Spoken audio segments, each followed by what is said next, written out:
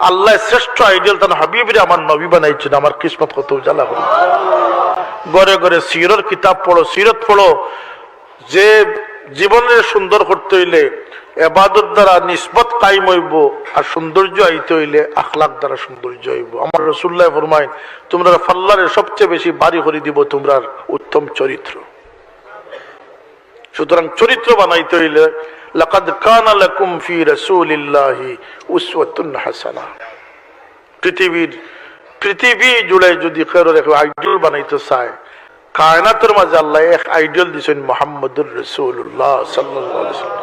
আল্লাহ নবীর জীবনী আলোচনা করো, সিরত পড়ো, সাহাবায়ে কেরামের হেকায়ত পড়ো, আউলিয়া কেরামের জীবনী পড়ো। কেন ফায়দা কিতে হইব বুঝি না, আমার জীবনটা আমি শানিত করতাম, সৌন্দর্য আনতাম পারবো। আর এই সমস্ত শুয়োরের গুস খাইন যে তাই ইটারে আইডিয়াল বানাইয়া কেউ কামিয়াব হইতে পারতো না। কামিয়াব সেই হবে যে কামিয়াবদেরকে আইডিয়াল বানাইছে। কথা ঠিক না? এর লাগিয়ে আমরা দেশের সবচেয়ে বড় দুর্ভিক্ষ হইল গিয়া, খানের দুর্ভিক্ষ নাই, পয়সার দুর্ভিক্ষ নাই। আমরা দেশের সবচেয়ে বড় দুর্ভিক্ষ হইল চরিত্র দুর্ভিক্ষ। ঠিক না নি কথাটা? চরিত্র ঘরে ঘরে চরিত্র নাই, কেউ চরিত্র খুঁজে না। শিক্ষক ছাত্রের মাঝে কোনো ভেদাভেদ নাই, মুরব্বী জোয়ানোর মাঝে ভেদাভেদ নাই। এখানে আদব উঠে গেছে, চরিত্র সরে গেছে। মিসামাত হাসামাতের মাঝে কোনো পার্থক্য নাই। সবাই মিশা মারতে পারে, সবাই দুঃখা দিতে পারে। মুসলমান এই জিন্দগির নাম নাই, ইসলামী জিন্দগির নাম নাই। ইসলাম হইল গিয়ে একটা আল্লাহর পছন্দিদা জীবন ব্যবস্থার নাম। হোক সুবহানাল্লাহ। 5 ওয়াক্ত নামাজ পড়লে মুসলমান নাই, গরু গোশত খাইলে মুসলমান নাই, পাকিজা সাফ সুতরা গোটা জিন্দগির নাম হইল ইসলাম। হোক সুবহানাল্লাহ। ওমা আলাইনা ইল্লাল বালাগ। দুরূদ শরীফ পড়ো। সাল্লাল্লাহু আলা সাইয়্যিদিনা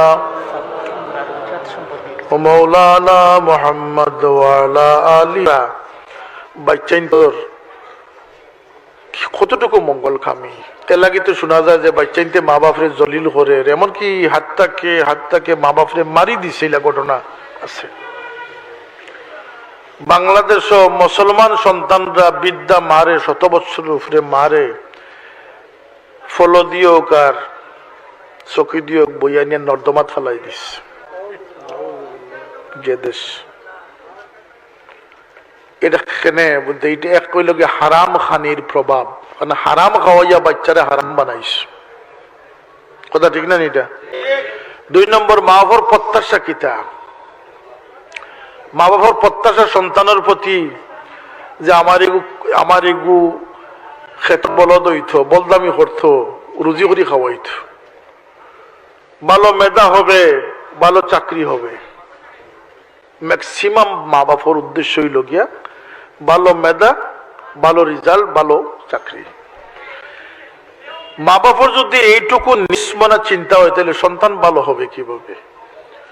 কয়জন মা বাপের আল্লাহর কাছে ফরিয়াদ করছে যে আল্লাহ আমার বাচ্চাটারে একজন নেককার দিনদার সত্যবাদী বাচ্চার বাপ আমারে বানাইয়া দিও।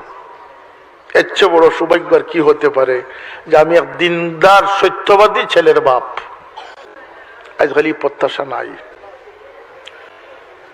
এই প্রত্যাশা মানুষের ছাড়িদের।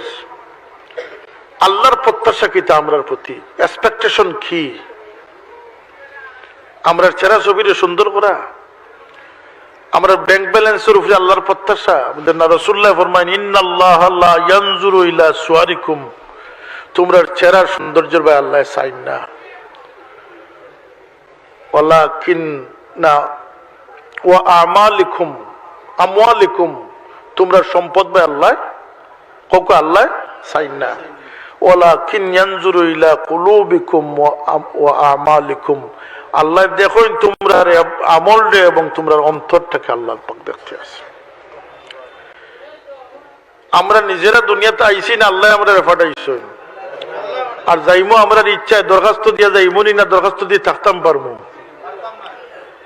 ফাটানেওয়ালায় ফাটাইছেন, নেওয়ালায় তার নাম হইলে আল্লাহ। আল্লাহর প্রত্যাশা আমরার উপরে কিতা, এক্সপেকটেশনটা কিতা? শরীর মোটা তাজা করুন, ওজন বাড়ানি, খানদানোর দাফ দেওয়া না, কিচ্ছু নাই। আমরা দিলটারে একটা সুন্দর মন আমরা বানাইতাম, ওটা হইল আল্লাহর প্রত্যাশা হোক। সুবহানাল্লাহ।